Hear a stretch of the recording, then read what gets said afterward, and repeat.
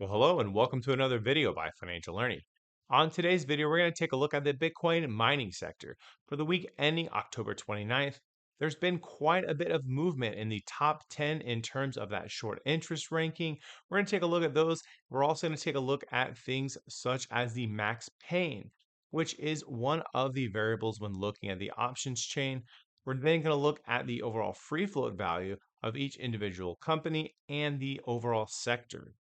And we're going to compare the overall sector with the price of Bitcoin and with the price of MicroStrategy. We're also going to go ahead and take a look at some of the news that did come out over this past week to see if maybe some of that did contribute to any price run ups or price drops on these specific stocks. So, without further ado, let's go right into it.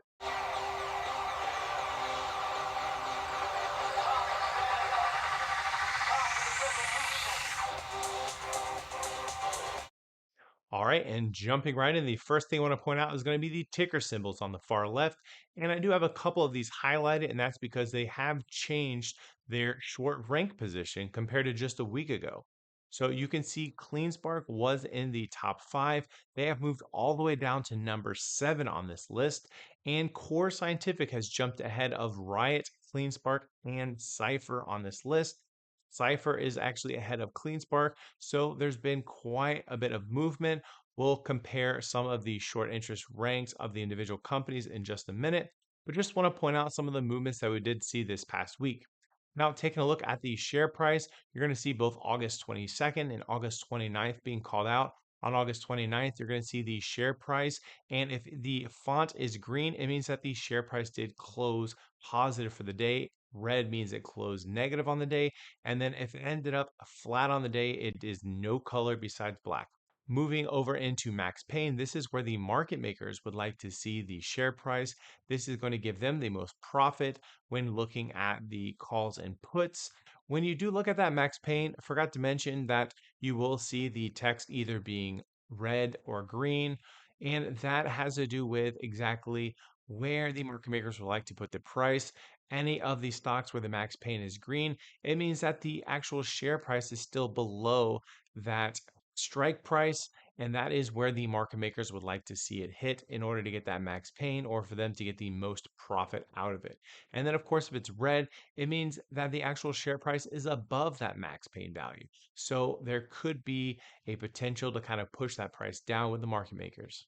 Then moving past that, you're going to see the weekly price difference for these specific stocks. And I want to point out a couple of the bolded ones. We'll start with the gainers for the week.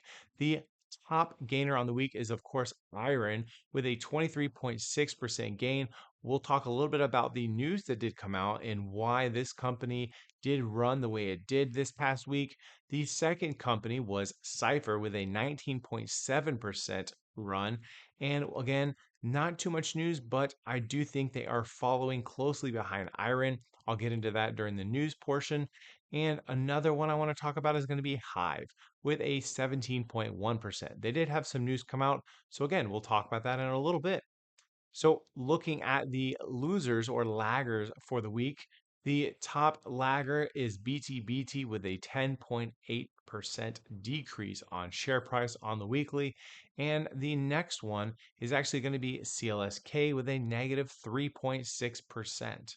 So, we'll talk about these companies in a little bit more detail as we talk about some of these short interest rankings. And if there's any news to share, we'll definitely get into that in just a little bit. But moving on, now let's talk about that share short, short value, and short percent. Any of the cells that are highlighted green, it means that that short interest did increase for that Friday trading period compared to Thursday. And if they turn red, it means that the actual share shorted was decreased. When looking at Friday compared to Thursday, we do see that BTDR again does not have a color, and that's because it ended up flat on the day for that short interest ranking. So moving on past that, we'll take a look at the free float. You're going to see just a couple of companies that had a share change, and I do have those specific free floats highlighted yellow. You're going to see just a small amount of 10,000 shares for HUT8 actually getting returned, so a reduction on the free float numbers. And then you can see 20,000 shares being added for BTBT. And then past that, you're going to see 10,000 shares again being reduced from the share count. And that is going to be for Bitfarms. And one of the large movements was actually Hive. And it's because last week there was a pretty significant change in the share count for Hive. It does look like that it has been adjusted back. So last week's was just a bloop or a blip on Ortex estimates. So you can see here that it is a returned share count of 82,310,000 shares. So good to see that Hive did not dilute that much last week. Good to see that it is actually being adjusted back. Now, when you look at the overall sector in terms of the share change, it's actually mostly reflecting that Hive shift. If you took out the Hive shares, it would actually be flat on the week in terms of share dilution. Now, looking at that weekly short percent change, I did want to talk about a couple of these companies. Let's start with the gainers, or the ones that had the highest increase on shares being shorted in terms of that percentage. You're going to see here that Core Scientific had a 2.31% increase on shares shorted for the week. And then a couple of the ones that had a reduction of shares being shorted. Look down below at Fufu. BitFuFu with a negative 2.43% in terms of that shares being shorted. And then CleanSpark was actually the highest drop on short interest for the week, and that was a negative 2.93%. So that is why CleanSpark dropped out of the top five most shorted companies. And we did have a couple other companies even get above them past the top five. We saw CIFR kick them below six down to seventh in terms of these shares being shorted on a short ranking system. We'll get into the news in just a minute, but before we do, let's take a look at the overall sector as a whole in terms of the price and some of these shares being shorted. So, take a look at the shares shorted. There was a slight increase on shares shorted for the week compared to a week ago. There's a change of about 0.23%. And again, this is an increase on shares being shorted for the overall sector. In terms of that free float value, it is actually increased by 5.73% or $1.8 billion. Now, a lot of that is attributed to the HPC AI news that we had come out this past week and even the week before with TeraWulf. We'll get into that in just a minute, as I promised. But let's take a look now at that monthly change. And you're going to see here that from a short interest standpoint, it is actually increased by 1.11%. So there is a little bit more shorting going on in the sector. And if you look at the overall free float value for the sector, it is actually up 23.44%. So $6.39 billion increase on the free float value of this specific Bitcoin mining sector. All right, and jumping into the press releases for the week, the first of which is going to be Mara Holdings. They actually announced that they are going to be opening a headquarters in Europe, and it's going to be in Paris, France. They have added a senior advisor as well as a general manager to help them with this additional branch getting opened up. The next company that had a press release is going to be Hut 8. And it's a pretty good press release. They mentioned that they have developed four new sites with more than 1.5 gigawatts of total capacity. And then they gave an update on their capacity pipeline. They have a total of 10.6 gigawatts of capacity. And this is near term and long term capacity kind of coming online. So we'll have to see just how quickly and how much of this they are able to realize for the end of 2025 and going into 2026. Now, the next company had quite a bit of news come out. So we'll start with the fact that they have purchased some NVIDIA Blackwell GPUs, and that company would be IREN. Now, they purchased 4,200 of these GPUs for a price of $193 million. They also secured financing. There was two press releases for this because they did end up increasing that financing amount as well as the total number of GPUs. So they did end up adding to their AI cloud expansion, and they went from 8.5 thousand chips to 10.9 thousand GPU chips. And they secured this with about $102 million of financing. Now, with all of this, they are on track to have $200 to $250 million of AI cloud annualized revenue by the end of this year. And they had another announcement in terms of their total power capacity. They have their grid connected power increase up to 2.91 gigawatts. So, pretty good amount of power under their actual contract. So, we'll have to see how they utilize this, how much of this comes online, how much of this will they be able to start generating revenue with in the near term. Now, they did have their earnings come out, and this is going to be for their full year's earnings. But for this last quarter here, Q4 of 2025, they did have a total of $187.3 million of revenue. From that revenue, they did break it down a little bit, and they are expecting over $1 billion of annualized run rate for their Bitcoin mining operations, just based off of current Bitcoin economics. And in terms of their HPC AI compute side, they do have 200 to 250, as I mentioned before, annualized run rate for their revenue model. So, pretty good news here for IREN shareholders. It is a lot of forward looking, which is great for the company. They did have a pretty good earnings as well. They did close actually ahead, so they had a positive earnings. Now, on top of that, and a couple other things to mention is they do have capacity to deploy over 60,000 of these NVIDIA Blackwell chips. So that would help them scale up that revenue model. And on top of that, they're going to put this in various data centers across British Columbia. And then a little over 19,000 GB300s at the Horizon 1 location. So another thing to note is they have secured a second round of GPU financing and 100% of that hardware purchase within future financing work streams. Now, another thing is the fact that they did secure NVIDIA's preferred partner status. So a few investors were posting about that prior to the actual earnings call, and that's because if you did go on NVIDIA's website, you can actually find IREN listed as one of their preferred partners now. There was quite a bit of other news to share, so I will talk a little bit about their net income. It did come in at 86.9 million. They talked about their adjusted EBITDA at 269.7 million, and their EBITDA was $278.2 million. Now, when we look at the operational execution, I already talked about that 2.9 gigawatts of power that's already been energized. And that is helping out with some of their Bitcoin mining as well as the HPC AI side. Their total data center capacity increased to 810 megawatts. So that's a pretty big jump compared to just a year ago. And then looking at their Bitcoin mining capacity, they did hit that 50 exahash mark.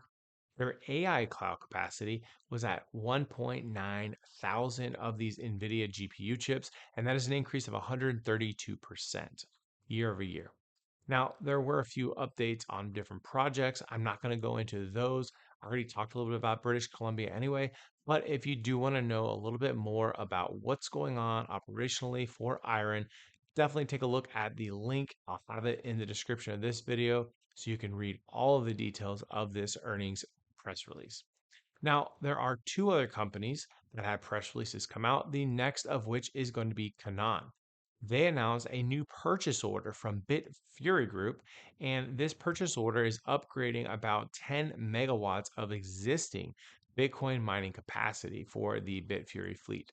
So, pretty interesting. Love to see Canaan continuing to get more and more of their ASIC miners into these publicly traded companies. And the last company that had an update that's definitely worth discussing is going to be Hive. So, the first thing for Hive is the fact that they did cross that 16 exahash mark. So, they have been adding hash week over week, month over month, trying to hit to that 25 exahash by Thanksgiving. Now, their daily Bitcoin output actually reached 8 Bitcoin a day, which is pretty significant for Hive. And they have over 5 exahash of their next generation S21 Plus hydro miners energized in their phase 2 of Igazu plant. So, exciting stuff for Hive. They are starting to mine with better margins with these more efficient miners now installed and hashing. Now, another thing to mention is that their deployment will begin in phase 3 of their Venezuela site in September. So, wanted to make sure I brought that up as well. They are still continuing to push the hash rate up month over month. And it's great to see for Hive. And we saw this on their share price. They had an increase again of 17.1%. And moving on past the news, let's compare the price of Bitcoin and MicroStrategy with this sector. Take a look at Bitcoin first. It did close Friday at $108,410. That is a decrease of 7.8% on the week for the price of Bitcoin, and the month was down 4.5%. So when you look at the overall Bitcoin mining sector, it's up 5.7% compared to that negative 7.8 on Bitcoin. And on the monthly, it's up 23.44%. And then when you look at Bitcoin, it's down 4.5%. So the overall sector is no longer following Bitcoin as closely as it may have done in the past. And a lot of that has to do with the HPC AI side of the revenue streams. That is hedging these companies of the volatility of Bitcoin slightly. So keep that in mind when you are investing in these companies. Now, nothing I'm talking about is financial advice, but I just want to make sure I do point that out. So make sure to do your own research. I'm just sharing this for educational purposes only. Now, looking at MicroStrategy, it did close Friday at $334.41.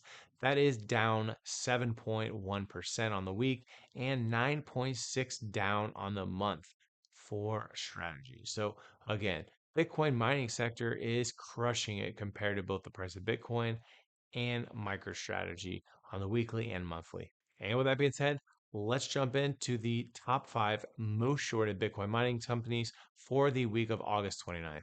And coming in at number 5 on our list is Riot Platforms, that is ticker symbol RIOT.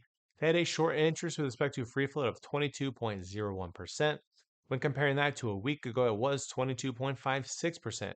So a slight decrease on short interest when you compare Thursday this week to Thursday last week trading periods. Now moving over into days to cover, currently at 1.95 days, and utilization for Riot is at just 23.78%, which is pretty low compared to a lot of these other Bitcoin mining companies. And again, utilization is going to be the number of shares being shorted divided by the overall number of shares available on loan.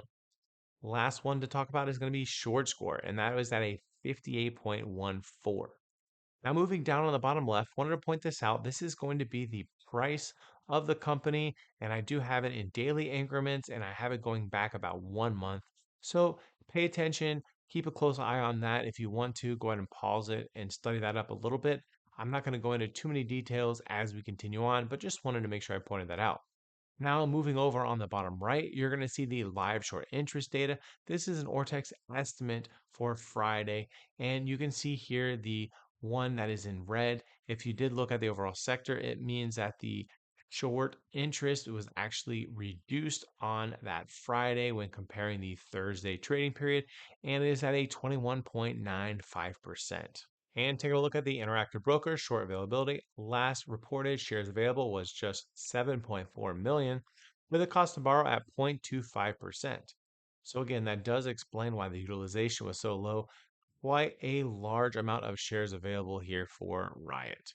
And coming in at number 4 on our list and new to the top 5 in quite a while is Core Scientific. That is ticker symbol CORZ. They had a short interest with respect to free float of 24.13%. Comparing that to a week ago, it was just 21.67. So you can see a pretty significant jump here on short interest for Core Scientific. Moving over, you can see the number of days to cover is currently at 3.57 days. Utilization for Core Scientific is at a high 91.78%. So quite a bit of a contrast compared to Riot platforms on the utilization.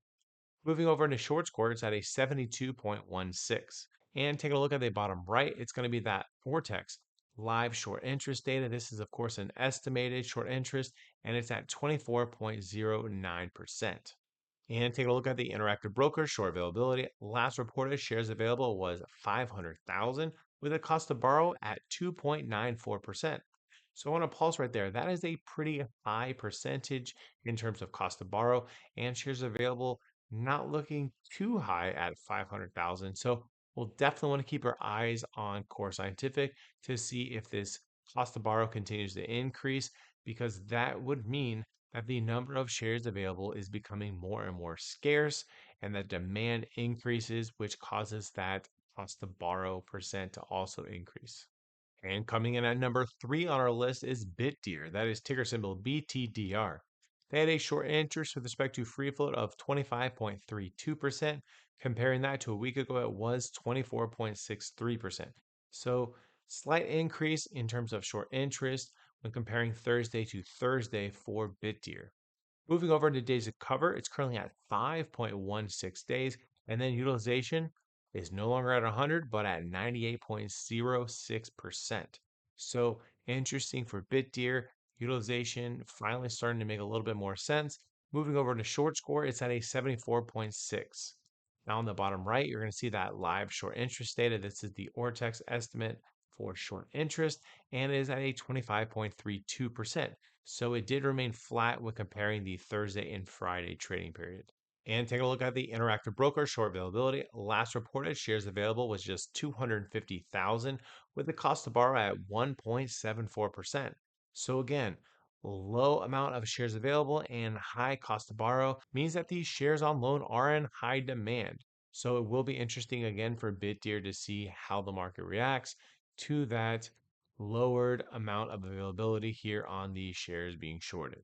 And coming in at number 2 on our list for another week in a row is Mara Holdings. That is ticker symbol MARA. They had a short interest with respect to free float of 28.26%.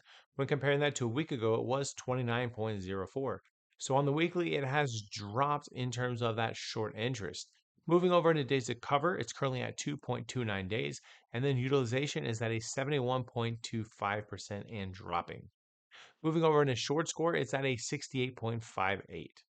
Now, taking a look at the bottom right, it's going to be that Ortex live estimate data for that Friday trading period, and short interest is sitting at a 28.28%. So a slight increase on that short interest when comparing the Thursday and Friday trading periods. And taking a look at the Interactive Broker short availability, last reported shares available was 7.7 million, with a cost to borrow at just 0.46%. And coming in at number 1 for another week in a row is terawulf. That is ticker symbol WULF. They had a short interest with respect to a free float of 32.4%. Comparing that to a week ago, it was 33.41. So a slight decrease on short interest with respect to free float for terawulf. Looking at days of cover, currently at 1.7 days, and then utilization is at a 74.06%. Short score for terawulf is at 67.85. Now, when I look at that bottom right, you're going to see the live short interest data. This is the Ortex estimate data. They have that short interest at a 33.64%. So an increase on short interest with respect to free float for terawulf when comparing the Thursday and Friday trading periods. And lastly, take a look at that Interactive Broker short availability. Last reported shares available at 6.7 million with a cost to borrow at a 0.53%. All right, and that about wraps it up for me, folks. I hope you enjoyed this quick sector update for the Bitcoin mining stocks. If you did like the video, consider giving it a like, subscribe to my channel if you haven't already, and drop a comment. Let me know your thoughts on the Bitcoin mining sector. Do you think they'll outperform the price of Bitcoin over the next couple of weeks? I'd love to get your thoughts and input on that. With all that said, hope you all have a great rest of your day. Keep calm, hash on, and I'll see you on the next one.